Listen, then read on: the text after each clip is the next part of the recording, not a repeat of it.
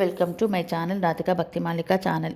గ్రంథపఠనం అనే ఎపిసోడ్లో అష్టావక్ర గీత నుండి ఆత్మసాక్షిగా అందరిలో అనే మొదటి అధ్యాయం నుండి 18వ శ్లోకము. సాకారమనృతం విద్ధి నిరాకారం తు నిశ్చలం ఏతత్త్వోపదేశేన న పునర్భవ సంభవ. అర్థం: రూపం ఉన్నది నశిస్తుందని, రూపరహితమైనది నిత్యమని తెలుసుకో. ఈ జ్ఞానం వల్ల పునర్జన్మ నుండి ముక్తిని పొందగలవు. మరికొంత వివరణ. క్రిందటి శ్లోకంలో అగాధ బుద్ధివే నీవు, ఆ బుద్ధిని సాధించు అని చెప్పబడింది. నిజాయితీగా సాధన చేయగోరే సాధకునికి ఇక్కడ ఒక సమస్య ఎదురవుతుంది.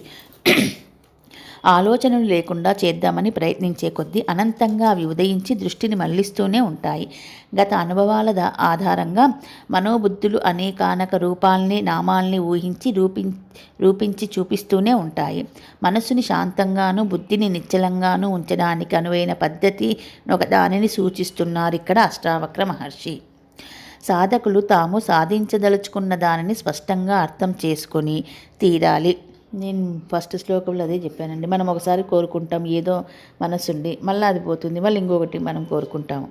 అలా లేకుండా దీనికి బాగా వివరంగా ఇందులో ఇచ్చారు. సాధకులు తాము సాధించదలుచుకున్న దానిని స్పష్టంగా అర్థం చేసుకొని తీరాలి. మనం ఏది సాధించాలనుకుంటున్నామో దాని ముందు మనం అర్థం చేసుకోవాలన్నమాట. ధ్యానంలో సత్యమైన దాన్ని సాధించాలనుకుంటున్నాడు సాధకుడు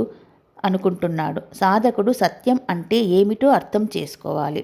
ఏది సత్యమో అది నిత్యం. భూత భవిష్యత్ వర్తమాన కాలాలలో ఇది మార్పు చెందదు. ఇది కాలానికి అతీతం, కాలబద్ధం కాదు, పరిణామరహితమైనది. అంటే రూపం లేనిదన్నమాట. రూపం ఉంటే మార్పు ఉండే తీరుతుంది. దీనికి భిన్నంగా భూతకాలంలో దేనిది భవిష్యత్తులో ఉండనిది వర్తమానంలో ఉన్నట్లు కనిపిస్తున్నది ఆ సత్యం మిథ్య అన్నమాట. స్తంభం నిజం, భూతం మిథ్య, జాగ్రత్త స్థితి నిజం, స్వప్నం మిథ్య, సముద్రం నిజం, తరంగాలు మిథ్య, అనుక్షణము మార్పు చెందుతూ ఉంటే నానాతత్వ ప్రపంచ మిథ్య. అధిష్టానమైన ఆత్మసత్యం మనోబుద్ధులతో వాటి ఊహ రచనల మధ్య నిలబడి ఉంటే మిథ్య మధ్యలో నిలబడి సత్యాన్ని దర్శించాలనుకుంటున్నాడు సాధకుడు. ఇది నిదానంగా చదివితే అర్థమవుతుందండి. శరీరం, మనస్సు, బుద్ధి, అనుభవాలు, ఉద్రేకాలు, ఆలోచనలు అన్నీ అనునిత్యం మారుతూనే ఉంటాయి. కాబట్టి అవి అసత్యం. ఇవి ఉన్నట్టుగా స్ఫురింపచేస్తూ గుర్తిస్తూ లేకపోవడాన్ని కూడా చూసే ఆత్మ సత్యమైనది. ఈ విధంగా ఏది సత్యమో ఏది అసత్యమో స్పష్టంగా తెలిసిన సాధకుడు అసత్యాన్ని విస్మరిస్తూ సత్యాన్ని స్మరిస్తూ లక్ష్యాన్ని చేరడం సులభం అవుతుంది. రూపం కలది, అనుభవయోగ్యమైనది, అసత్యమని తెలుసుకో. నిరాకారమైనది, మార్పు చెందదు. కాబట్టి ఇది సత్యమని తెలుసుకో. ఈ సూచనతో సహజంగా సాధకుని దృష్టి అనుభవాలనందించే మనశ్శరీరాల నుండి శుద్ధ చైతన్య రూపమైన సాక్షి వైపు మళ్ళుతుంది.